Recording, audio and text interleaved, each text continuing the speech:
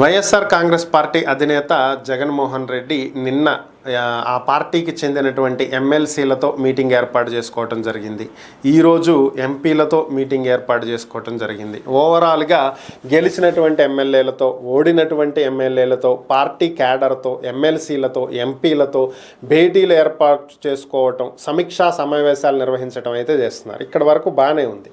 So ఈ ఎమ్మెల్సీలకు దిశానిర్దేశం చేశారు. మన పనేమి ఇంకా అయిపోలేదు, మనము చాలా దృఢంగా ఉండాలి, కొట్లాడాలి, మళ్ళీ ఎంతో అత్యద్భుతంగా మనం అధికారంలోకి వచ్చేటువంటి అవకాశం ఉంది, ఎన్నో చెప్తూ వచ్చారు. అంటే పార్టీ శ్రేణులలో ఉత్సాహం నింపటం అనేది కావాలి. ఫైన్, కరెక్ట్ అక్కడ వరకు. కాకపోతే ఇక్కడ జగన్మోహన్ రెడ్డిలో ఇంకా ఎక్కడో ఒక విషయం అయితే లోపించింది. అదేంటి అంటే వాస్తవాలను అంగీకరించటం. ఇప్పటికీ కూడా ఆయన నిన్న మాట్లాడినటువంటి మాటలు కూడా ఒకసారి గమనించినట్లయితే, నేను 2.7 లక్షల కోట్లు జనాలకి పంచాను, అక్క చెల్లెమ్మలకి ఇచ్చాను, అవ్వాతాతలకు ఇచ్చాను, సో ఇంత చేశాను, నేను పారదర్శకంగా ఉన్నాను, అకౌంట్లలో డబ్బులు వేసాను, ఎక్కడ అవినీతి జరగనివ్వలేదు, 99% మేనిఫెస్టోని అమలు చేశాను, మేనిఫెస్టోని భగవద్గీత, బైబిల్, ఖురాన్ లాగా భావించాను అని చెప్పి ఆయన చెప్పిందే చెప్తూ వస్తూ ఉన్నారు. ఈయన ఎన్నికల సభల్లో ఇదే చెప్పారు, సిద్ధం సభల్లో అదే చెప్పారు, నేను ఇంత చేశాను, ఇది చూసి ఓటేయండి అని చెప్పి అడిగారు. ఇంకా ఓడిపోయిన రోజు కూడా ప్రెస్ మీట్ పెట్టి అదే మాట్లాడారు, ఇంత చేశాము, తప్పెక్కడ జరిగిందో తెలియదు, తెలిసిన ఆధారాలు లేవు అని చెప్పి.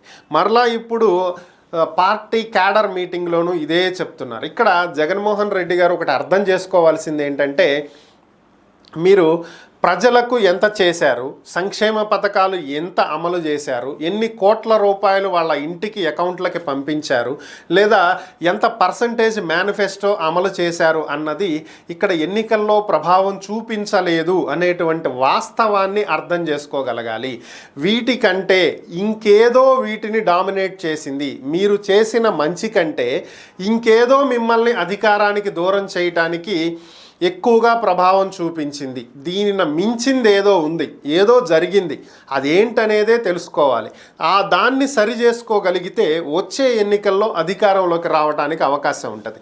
తప్పు ఎక్కడ జరిగింది అనేది వెతకటం మానేసి నేను ఇంత మంచి చేశాను అని చెప్పుకుంటూ ఇంకా వెళ్తూ ఉంటే ప్రస్తుతానికి మీరు అధికారంలో లేరు, అలాగే మీరు ప్రతిపక్షంలో కూడా లేరు, ప్రజలు ప్రతిపక్ష హోదా కూడా ఇవ్వలేదు. ఇంకా ఇప్పటికీ మీ పరిస్థితి ఎలా ఉందంటే, చంద్రబాబు తప్పులు చేస్తాడు, శిశుపాలుడి తప్పుల్లాగా 100 తప్పులు వచ్చే వరకు మనం వేచి ఉండాలి, ఇప్పటికే పాపాలు మొదలైనవి, ప్రత్యేక హోదా అడగగలిగే పరిస్థితి ఉన్నా సరే అడగకుండా ఊరుకున్నాడు. సో చంద్రబాబు తప్పులే చేస్తాడో, పాపాలే చేస్తాడో, ఆ తప్పుల కోసం ఎదురు చూస్తూ కూర్చుంటాం కాదు మీరు చేయాల్సింది. మీ పరిపాలనలో ఏం తప్పులు జరిగినాయి అనేది మీరు ఒకసారి పోస్ట్మార్టం చేసుకోవాలి. అంటే ఇక్కడ పోస్ట్మార్టం అంటే మళ్ళీ వేరేదో అర్థం చేసుకుంటారేమో.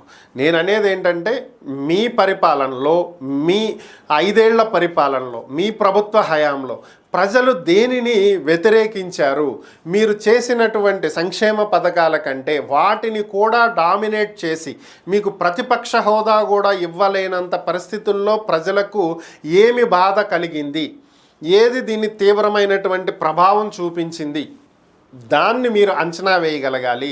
దాన్ని క్రింది స్థాయి క్యాడర్ నుంచి తెలుసుకోవాలి, అంటే కార్యకర్తల దగ్గర నుంచి తెలుసుకోవాలి. దురదృష్టవశాత్తు వైఎస్ఆర్ కాంగ్రెస్ పార్టీకి కార్యకర్తలనే లేకుండా చేసినటువంటి ఘనత కూడా మీకే దక్కింది.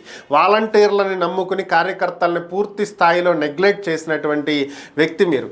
సో కాబట్టి ఇప్పటికైనా కళ్ళు తెరిచి పశ్చాత్తాపపడి ఏం జరిగింది అని తెలుసుకునేటువంటి కార్యక్రమం చేపడితే ఈ రోజు నుంచి అయినా క్రింది స్థాయి కేడర్తో సహా ప్రతి ఒక్కళ్ళని కలిసి అసలు ఏం జరిగింది, ఏం జరుగుతుంది, ఎందుకు ఈ పరిస్థితి వచ్చింది అనేది మీరు తెలుసుకుని అంచనా వేసి దాన్ని సరిదిద్దుకుని ఈసారి అధికారం ఇస్తే ఇలాంటివి చెయ్యకుండా ఉంటాము, ఇది మాది పొరపాటు అయిపోయింది, పొరపాటున జరిగింది, తెలిసో తెలియకో మీ దృష్టికి వచ్చో రాకో ఏదో ఒక విధంగా జరిగింది, దాన్ని ఇగోలకి పోకుండా ఒప్పుకుని మరొకసారి ఇలాంటివి జరగకుండా జాగ్రత్త పడతామని ప్రజలకు మీరు చెప్పగలిగితే, నమ్మించగలిగితే మరొకసారి అధికారంలోకి వచ్చేటువంటి అవకాశం ఉంది.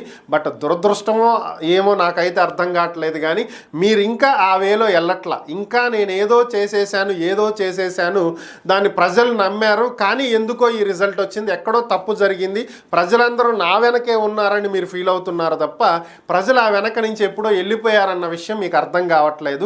కనీసం మీ పార్టీ శ్రేణులన్నా అది మీకు అర్థమయ్యేలా చెప్తారేమో చూద్దాం.